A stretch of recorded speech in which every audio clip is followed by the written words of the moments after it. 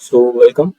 So in this video we are going to derive the relation for temperature distribution for a plane slab in which heat is generating at the uniform rate. ठीक है, तो start करते हैं.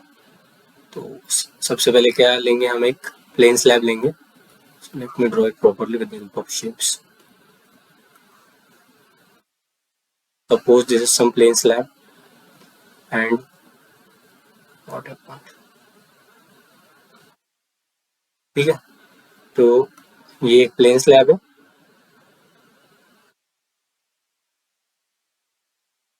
का हम origin मान रहे हैं मिड पे.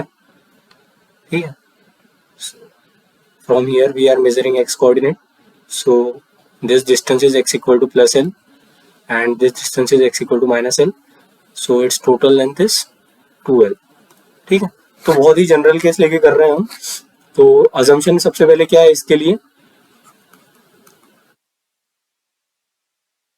सबसे पहले है स्टेडी स्टेट. ठीक है, ये सबसे मेन. देन सेकंड है uniform rate of heat generation. ठीक है, जो हीट जनरेशन रेट है दैट इज यूनिफॉर्म. और तीसरी चीज है वन डायमेंशनल कंडक्शन. ठीक है, तो ये चीजें क्या है, अजम्पशन है इसके पीछे.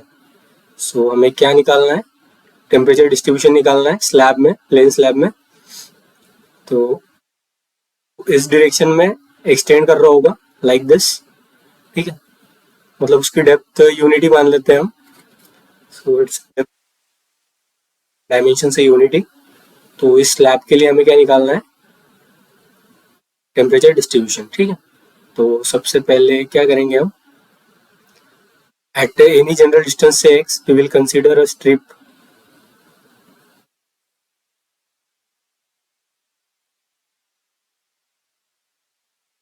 इसका लेंथ होगा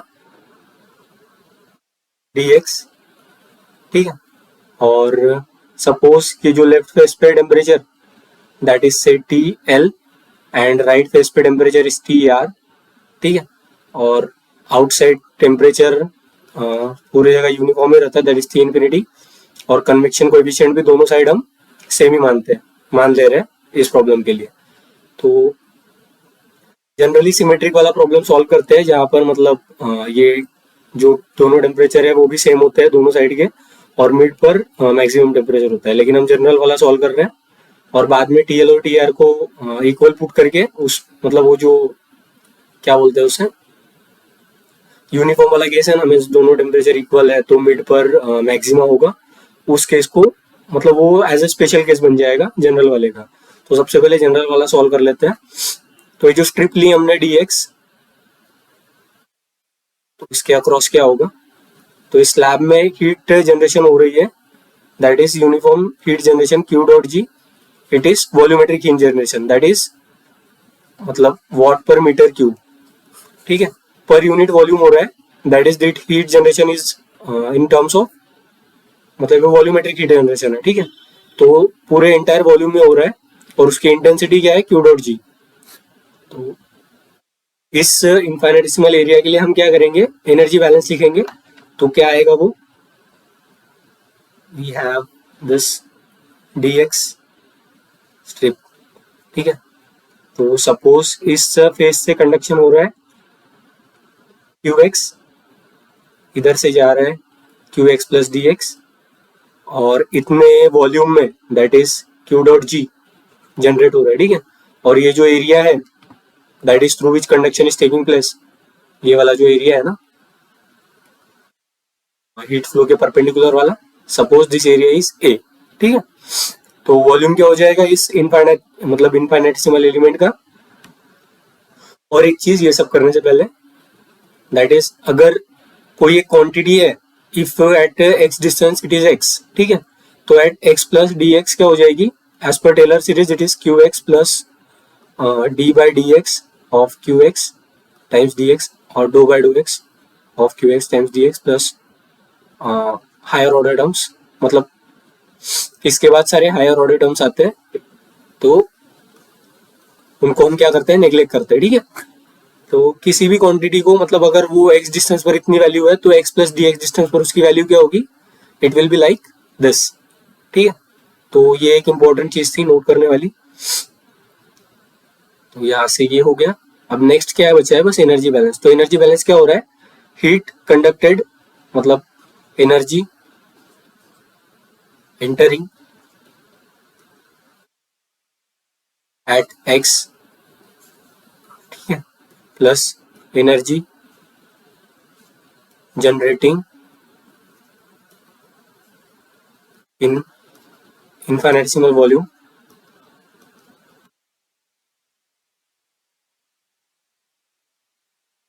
minus energy leaving x plus D X is equal to zero. तो ऐसा होगा कुछ एनर्जी बैलेंस, ठीक है ना। मतलब जितनी x पे आ रही है और जितनी x से मतलब जितनी जनरेट हो रही है उतनी ही बाहर जाएगी एट स्टेडी स्टेट, ठीक है। तो अंदर कितनी आ रही है, क्यू एक्स। सो इसका यूनिट बता देता हूँ मैं पहले, it is watt per metre square, ठीक है। और sorry, it is heat transfer rate, तो it is watt, heat flux नहीं है, हीट ट्रांसफर रेट है। So it is in watt, तो ये भी वॉट में है और ये वॉट पर मीटर क्यूब में है। तो ये क्यू एक्स हो जाएगा। और energy generating in infinitesimal volume is nothing but it is Q dot ji times infinitesimal, ये जो वॉल्यूम है एलिमेंट का, that is A times D x, ठीक है। और energy leaving is minus Q x plus, मतलब जितनी एक्स प्लस डी एक्स से हीट ट्रांसफर हो रही है that is nothing but energy leaving X plus D X. So it is Q x plus D X is equal to zero, ठीक है। तो ये हो जाएगा हमारा energy balance.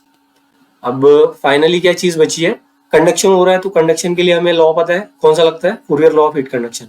So heat transfer rate for Fourier law of heat conduction can be written like this, it is minus K A D T by D X. इस suppose मतलब ऐसा कुछ एरिया है, स्लैब है, इसके नॉर्मल हीट फ्लो हो रही है, suppose this is D X और D T by D X is the temperature gradient इस स्लैब में है। And A is this cross sectional area, Q is the direction of the heat flow normal to the area। तो अगर ये temperature gradient है तो मतलब rate of heat transfer is proportional to cross sectional area and temperature gradient. और constant of proportionality is replace by क्या बोलते हैं इसको, थर्मल कंडक्टिविटी, ठीक है। और नेगेटिव साइन क्यों आता है, क्योंकि मतलब टेम्परेचर के डिक्रीजिंग डायरेक्शन में हीट फ्लो हो रहा है, दैट्स वाई मतलब इस क्वांटिटी को पॉजिटिव करने के लिए, मतलब हीट फ्लो जिस तरफ पॉजिटिव है उस तरफ D T by D x negative है, इसलिए ये माइनस साइन आता है ताकि ये पॉजिटिव हो जाए, ठीक है। तो this is nothing but Fourier law. तो ये इसमें यूज करना है हमें। और ऊपर वो जो टेलर सीरीज वाली कोरोलरी थी वो भी यूज करना है। तो क्या हो जाएगा हमारा, पहले तो टेलर सीरीज वाला कर लेते हैं, बाद में ये करेंगे। It is Q dot ji a d x, ठीक है। It is minus of q x can be written as q x plus d by D x, single variable मतलब वन डायमेंशनल है तो do by do x is nothing but d by D x, q x times D x plus higher order term वो तो zero होगा is equal to zero, ठीक है। This can be written as per Taylor series, ठीक है। तो ये वाला क्यू एक्स इसके साथ कैंसिल हो जाएगा, तो ये क्या हो जाएगा, Q dot ji A times D X minus D Q by D X times D X is equal to zero. And we know that D X is not equal to zero, तो D X को इधर ले जाते हैं हम, तो zero by D X is equal to zero. तो Q dot ji times A minus D Q by D X is equal to zero. Then क्या हो जाएगा ये, it is Q dot ji A minus D Q can be written as D by D X minus K A D T by D X is equal to zero. For homogeneous and isotropic material conductivity is constant, plane area है तो ये ए तो constant ही है, x के साथ vary नहीं कर रहा है, ठीक है। तो क्या बच गया हमारा फिर finally, Q dot ji times A plus D square T by D X square के ए इज इक्वल टू जीरो, ठीक है। तो ए कॉमन लेके इधर साइड ले जाएंगे तो वो ए तो मतलब पॉजिटिव है, मतलब नॉन जीरो है ना, तो इधर ले जा सकते हैं तो वो हो जाएगा, मतलब राइट हैंड साइड फिर से जीरो हो जाएगी taking a common. So it is Q dot G plus K D T by D X D square T by D X square is equal to 0. So finally क्या आ जाएगा, D square T by D X square plus Q dot ji by K is equal to 0. तो this is the differential equation. ठीक है, मतलब governing equation है plane slab के लिए. तो इसको सॉल्व करना है अभी हमें बस. So D square T by D X square is equal to minus Q dot ji by K. So D T by D X will be equal to minus q dot g by k times x plus c1. Similarly पता है ना इसको integrate करना, इतना तो आना ही चाहिए. Then finally इस डिफरेंशियल मतलब इस इक्वेशन को वापस इंटीग्रेट करेंगे तो क्या आ जाएगा हमारा, t is equal to Q dot ji by k x square by 2. ठीक है ना, x का integration x square by 2, c1 का integration c1 x plus c2. तो ये आ गया टेम्परेचर. ठीक है, तो अब जब टेम्परेचर आ गया तो फाइनली क्या बचा फिर,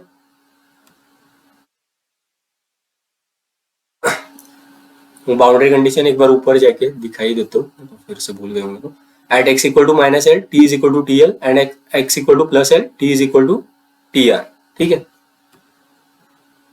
तो इसमें सारी चीजें कर लेंगे हम, मतलब क्या क्या पॉसिबिलिटीज हो सकती है सारी.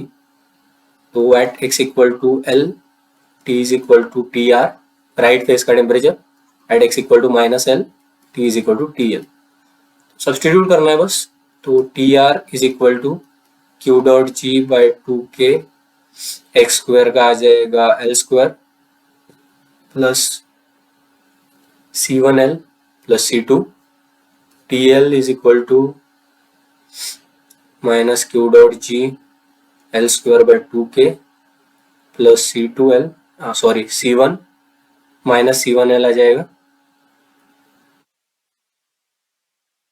टी एल माइनस एल पे है ना, तो x को क्या करना है, माइनस एल पुट करना है. तो it is minus c1l plus c2. तो क्या करेंगे हम इसको अभी, suppose this is equation 1, this is equation 2.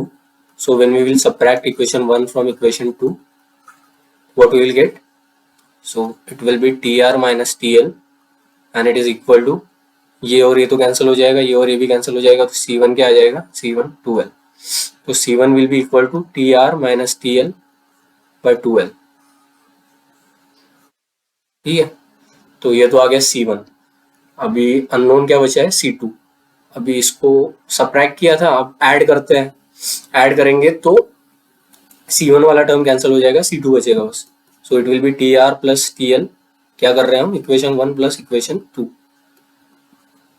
T r plus t L is equal to Q dot G L square by 2k multiplied by 2. Add करेंगे तो minus plus 2 times c2.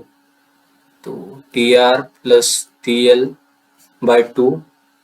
ठीक है, ये 2 कैंसिल, इधर जाएगा प्लस हो जाएगा, Q dot G L square by 2k equal to c2. ठीक है ना, क्या किया, ये 2 कैंसिल हो चुका था, इसको इधर लाया और ये वाले 2 को डिवाइड कर दिया, तो ये आ गई c2 की वैल्यू. ठीक है, तो हमारा c1 भी आ गया, c2 भी आ गया, तो सब कुछ आ गया. c1 आ गया, c2 आ गया, तो सब कुछ आ गया.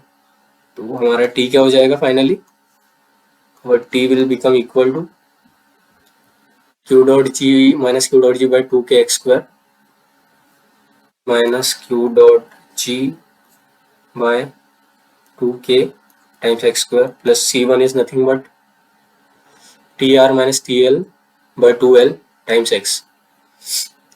tr minus tl divided by 2l times x plus c2 is tr plus tl divided by 2 plus q dot g L square by 2k. ठीक है, तो इसको सिंप्लीफाइड फॉर्म में थोड़ा सा लिख देते हैं हम. तो ये वाला टर्म साथ में ला रहे हैं, that is Q dot ji by 2k L square minus x square. ठीक है, plus t r minus t l by 2l times x plus, और क्या हो जाएगा, this t r plus t l by 2. ठीक है, तो ये हो गया किसी भी मतलब जनरल अगर बाउंड्री कंडीशंस है तो उसके लिए क्या बोलेंगे, टेम्परेचर डिस्ट्रीब्यूशन। अब जब टेम्परेचर डिस्ट्रीब्यूशन पता चल गया तो किसी भी सेक्शन पर मतलब हीट हीट ट्रांसफर रेट कितना है वो हम निकाल सकते हैं। That is for as per फूरियर्स law it is k A D T by D x at x equal to any value. So temperature distribution है हमारे पास तो हीट ट्रांसफर रेट निकाल सकते हैं। तो क्या करेंगे हम, तो जनरल वाले के लिए समझ में आ गया। तो जो स्पेशल केस आप लोग पढ़ते हैं मतलब जनरली जो पढ़ाते हैं तो उसमें क्या होता है कि टी आर और टी एल दोनों बराबर हो जाते हैं, ठीक है। तो जब टी आर और टी एल दोनों बराबर हो गए तो टेम्परेचर डिस्ट्रीब्यूशन क्या आता है, suppose t are is equal to T L is equal to t, क्या बोलते हैं इसको, टी एस बोल देते हैं, टी सरफेस, ठीक। तो जब टी आर टी एल बराबर हो गया तो ये वाला टर्म हो जाएगा जीरो, ये वाला टर्म हो जाएगा टी एस, ठीक है। तो t minus T s upon l square minus x square is equal to Q dot ji by two k, ठीक है। ऐसा कुछ फॉर्मूला याद किया होगा आपने कभी, तो ऐसे आता है वो, ठीक है। तो ये हो गया। अभी किसी भी जनरल क्रॉस सेक्शन पर हीट ट्रांसफर निकालना है तो उसका भी फॉर्मूला बता दिया मैंने। अभी क्या होगा कि नेक्स्ट क्या करेंगे, अगर हीट ट्रांसफर कोएफिशिएंट निकालना है, ठीक है। तो क्या होगा, मतलब जितनी हीट इस सरफेस से लीव करेगी वो कहाँ जाएगी, इधर साइड जाएगी, ठीक है। मतलब Q at x equal to L, ठीक है। Whatever heat is conducted it leaves the surface, मतलब it leaves to the atmosphere, ठीक है। It is absorb by atmosphere, ठीक है। तो H A T S minus T infinity ये हो रहा है, ये हो जाएगा इसके लिए, मतलब इधर से जितनी जा रही है उसके लिए। Similarly at q at x equal to minus l it is h A T S minus T infinity.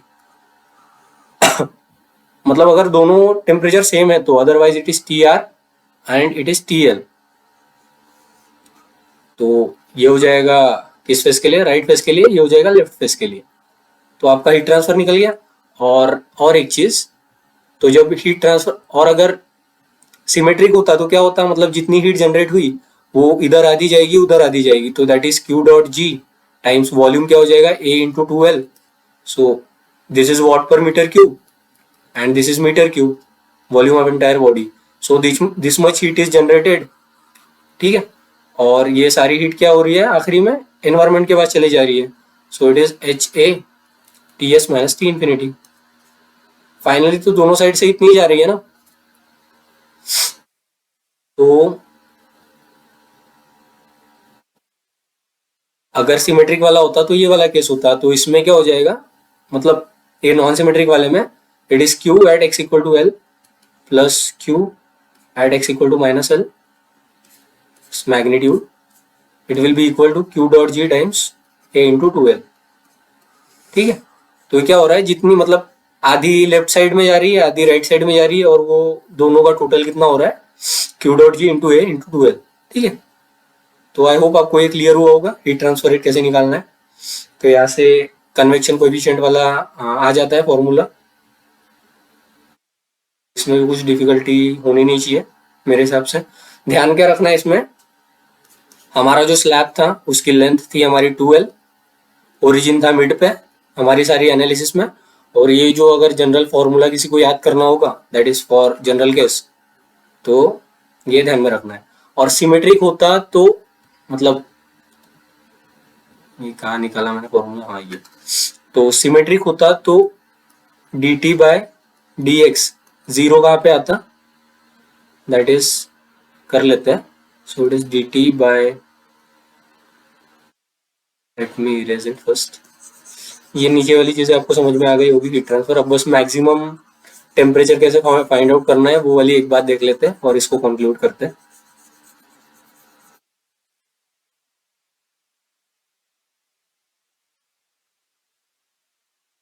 तो हमारा सिमेट्रिक के लिए क्या आ जाएगा, it is T minus T S Q dot ji by two K it is L square minus x square, ठीक है।